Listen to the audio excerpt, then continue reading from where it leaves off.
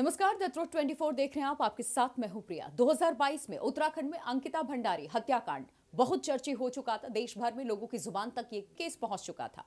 लेकिन कुछ महीनों के बाद जब जांच आगे बढ़ी, उसके बाद आरोपियों को दोषी पाया गया और फिर अदालत की तरफ से सजा सुनाया गया और आज वो कालकोठरी में बंद हैं। 2025 के अंत में एक बार फिर ये मामला तूल पकड़ता है उस वक्त जब एक ऑडियो क्लिप वायरल किया जाता है। कथित उस ऑडियो क्लिप के जरिए ये लोगों में भ्रम फैलाने की कोशिश की जाती है कि जो जांच है वो सही डायरेक्शन में आगे नहीं बढ़ा था और जो इसके आरोपी हैं, जो वीआईपी शब्द बड़ा प्रचलन में उस वक्त भी आया था, उसका इस ऑडियो क्लिप में भी इस्तेमाल किया गया और ये कहा गया कि ये लोग अब भी पहुंच से बाहर हैं और खुलेआम सड़कों पर घूम रहे हैं। ये तो एक बात हो गई। इसके बाद उत्तराखंड सरकार भी हरकत में आई और ये पूरा मामला उत्तराखंड से निकल करके दिल्ली में भी देखने को मिला, कैसे बीजेपी वर्सेस कांग्रेस का हो गया था। और अदालत में ये पूरी प्रक्रिया चली थी, जो फैसला था अदालत का, उस पर भी विपक्ष सवाल खड़ी करती हुई नजर आई थी। उसी संदर्भ में उत्तराखंड सरकार की तरफ से कैबिनेट मिनिस्टर हैं सुबोध उनियाल, उन्होंने एक प्रेस कॉन्फ्रेंस किया और प्रेस कॉन्फ्रेंस करके विपक्ष से ही सवाल पूछा। दो बातें हैं जो आज हम आपको इस वीडियो के माध्यम से बताने वाले हैं। सबसे पहली बात, इन्होंने जब आप प्रेस कॉन्फ्रेंस की सुबोध उनियाल ने, तो उन्होंने ये कहा कि विपक्ष आखिरकार बार बार इस मामले को, जब अदालत की तरफ से इसे हत्याक्रम माना गया, हत्याकांड माना गया, आरोपियों को दोषी पाया गया, एसआईटी का जो गठन हुआ था, उन्हें सजा सुनाई गई है, तो फिर विपक्ष आत्महत्या जैसे शब्द का इस्तेमाल क्यों कर रहा है? विपक्ष आखिर कहना क्या चाहता है? किसे बचाने की कोशिश हो रही है? यह हत्या है, यह स्पष्ट हो चुका है। जांच की रिपोर्ट सबके सामने है, अदालत का फैसला सबके सामने है, आरोपियों को सजा मिल चुकी है। बावजूद इसके हत्याकांड को आप आत्महत्या करार करने में क्यों तुले हुए? क्या कुछ कहा सुबोध उनियाल ने इस प्रेस कॉन्फ्रेंस में? आइए सबसे पहले आपको वो सुनवाते हैं, उसके बाद आगे दूसरी बात आपको बताएंगे जो अहम है इस केस में। जब सजा हो चुकी है, हत्या मानते हुए कि इन लोगों ने मारा है, तो सुसाइड की बात करने का मतलब केस को भटकाना चाहते हैं, अभियुक्तों को बचाना चाहते हैं। सर, कोर्ट ने मान लिया हत्या की गई, कोर्ट ने सजा कर दी, उसके बाद इस तरह की बातें करना, और सरकार तो सहयोग बिल्कुल मांग रही है। हमने तुम दोनों उनसे भी अनुरोध करते हैं जो ऑडियो क्लिप में जिन लोगों के नाम मेंशन किए, आए, सरकार उन्हें पूरी सुरक्षा देगी। हाँ, और आगे बताएंगे आखिर इस केस के पीछे सत्यता क्या है। तो सरकार किसी चीज से मना नहीं कर रही है, सरकार किसी चीज से पीछे नहीं हट रही है, और ये हमारा मानना है कि हो सकता है ये राजनीतिक षड्यंत्र भी। तो यही सरकार का पक्ष रखने के लिए मैंने कहा, सरकार की संवैधानिक जिम्मेदारियां जानती है, सरकार किसी को बचाने का प्रयास नहीं करती, सरकार की नजर में हर व्यक्ति बराबर होता है। तो ये तो हो गई एक बात, और दूसरी बात जो अहम है, जो आगे हम आपको सुनाने वाले हैं, सुबोध उनियाल की तरफ से कहा गया इस प्रेस कॉन्फ्रेंस में कि बार बार जिस तरीके से जांच को लेकर के सवाल उठाए गए हैं, उन्होंने एक बार फिर से याद दिलाया कि कैसे ये पूरा मामला अदालत में पहुंचा और कैसे ये कार्रवाई आगे बढ़ी थी। सबसे पहली बात, निचली अदालत की तरफ से जब इन पांचों को आरोपी बनाया गया था तो एसआईटी का गठन भी किया गया था और एक सीनियर आईपीएस ऑफिसर के नेतृत्व में एसआईटी का गठन हुआ था और उन्होंने इस जांच को कंप्लीट किया था। रिपोर्ट सबमिट किया गया, अदालत ने इन आरोपियों को दोषी पाया और दोषी करार दिया, जिसके बाद ये उम्र कैद की सजा काट रहे हैं। आजीवन कारावास का फैसला लिया गया, ये सजा अदालत की तरफ से सुना दिया जाता है।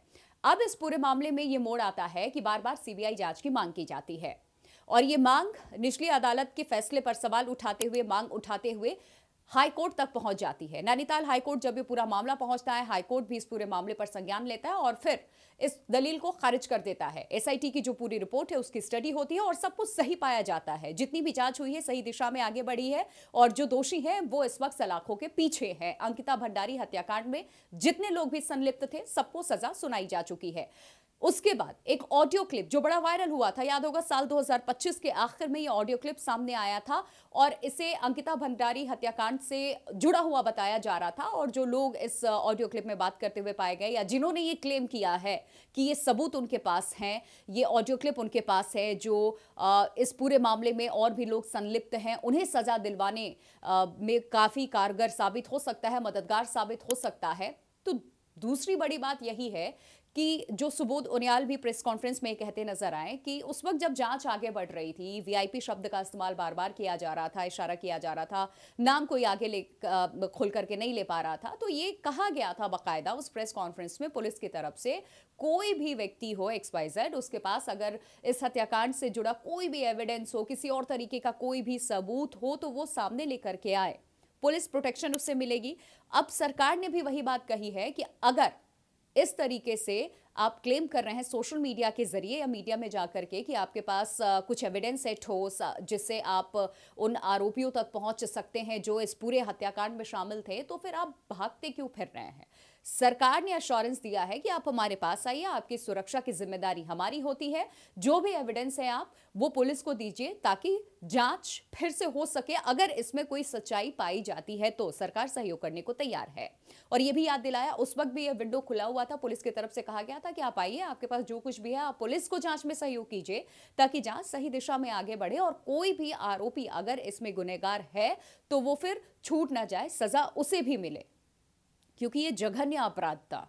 लेकिन तब भी उस वक्त कोई सामने नहीं आया और अब इस तरीके से एक ऑडियो क्लिप के जरिए ये क्लेम करने की कोशिश की जा रही है कि सरकार ने इस पूरे मामले में ढिलाई बरती है या फिर कोई मुख्य आरोपी है वो छूट गया है, वीआईपी है, जानबूझ करके उसे इस पूरे मामले से बाहर रखा गया है। तो सीधा यही सरकार का कहना है कि ऐसा कुछ नहीं है, हम सहयोग करने को तैयार हैं और एलिगेशंस ये लगाने बंद करें और इस पूरे मामले पर संज्ञान लेते हुए, जो कथित ऑडियो क्लिप है, इस पूरे मामले पर संज्ञान लेते हुए जो आरोप सरकार पे लगाए जा रहे हैं बिना किसी ठोस एविडेंस के, सरकार ने इस पर एक्शन भी लिया है, लोगों के खिलाफ FIR भी दर्ज लगातार करवाई जा रही है। इस तरीके से आप सोशल मीडिया पर आकर के भ्रम नहीं फैला सकते हैं, क्योंकि लोगों तक ये बातें जब पहुंचती हैं, सच्चाई जिसे नहीं पता होती है, फिर लोगों को भ्रमित कर देने वाली ये बातें होती हैं, ये इस तरीके के ऑडियो क्लिप्स होते हैं और ये गलत है। इसके खिलाफ भी आवाज सरकार की तरफ से भी उठाई गई है। सुनवाते हैं आपको क्या कुछ कहा गया इस प्रेस कॉन्फ्रेंस में। ये माननीय उच्च न्यायालय ने कहा कि SIT जो DIG के नेतृत्व में हो रही है वो बयास नहीं है और सही डायरेक्शन पर अपना काम कर रही है और उन्होंने CBI जांच की मांग को ठुकरा दिया। इसके अगेंस्ट फिर ये लोग उच्चतम न्यायालय गए और माननीय उच्चतम न्यायालय ने भी इनकी अपील को रिजेक्ट करते हुए पूरी संतुष्टि जताई और याचिका खारिज कर दी। साथ ही माननीय उच्च न्यायालय ने यह भी कहा कि विवेचना पूरी तरह से ठीक की गई है और ऐसा कोई हाई प्रोफाइल व्यक्ति नहीं मिला, कोई नहीं है जिसको कि सरकार बचाने का प्रयास कर रही हो। अब SIT ने अभियुक्तों के खिलाफ चार्जशीट दाखिल की और निचली अदालत में पूरी जांच होने के बाद अभियुक्तों को आजीवन कारावास की सजा हुई।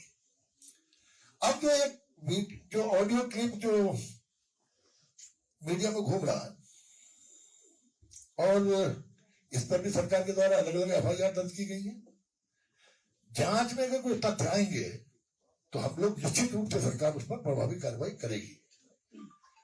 यदि किसी व्यक्ति के पास, ये सरकार का बहुत खुला कहना है, यदि किसी व्यक्ति के पास कोई साक्ष्य है तो वो लाएगा और क्रेडिबल साक्ष्य मिलेगा तो निश्चित रूप से कार्रवाई की जाएगी।